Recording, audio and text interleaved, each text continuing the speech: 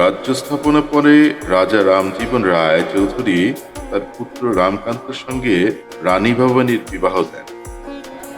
আমার পুত্র রামকান্ত ও আমার পুত্রবধূ রানী ভবানীকে আশীর্বাদ করছি।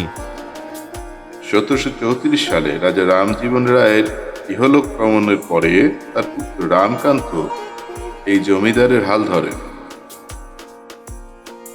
1948 সালে রামকান্তের অকাল মৃত্যু ঘটে এ রাজ্যের জমিদারি পদ শূন্য হয়ে যায়। রানী ভবানী, এ রাজ্যের হাল ধরো।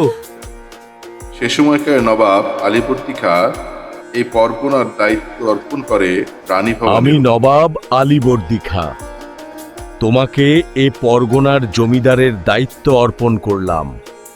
আমি রানী ভবানী, আমি নাটোরের জমিদারের দায়িত্ব নিয়েছি। সবাই শুনে রাখো, প্রজাদের যেন কোনো দুঃখ কষ্ট না হয়। হাওড়া থেকে কাশী পর্যন্ত রাস্তা নির্মাণ করেছিলেন, যা রানী ভবানীর রোড বা বেনারস রোড নামে খ্যাত। আমার প্রজাদের জন্য এই রাস্তা হচ্ছে। মনোযোগ দিয়ে ভালো করে করবে। রানী ভবানীর উদারতা এবং সমাজ হৈতিশী মনোভাব তাকে সাধারণ জনগণের মাঝে জনপ্রিয় করে তোলে। আজ থেকে তোমাদের আর খাবার পানির জন্য কষ্ট করতে হবে না। আপনার কৃপা রানী। মা, আমি জানি এবার প্রাকৃতিক দুর্যোগে ফসল ভালো হয়নি, তাই এবছর খাজনা মওকুফ।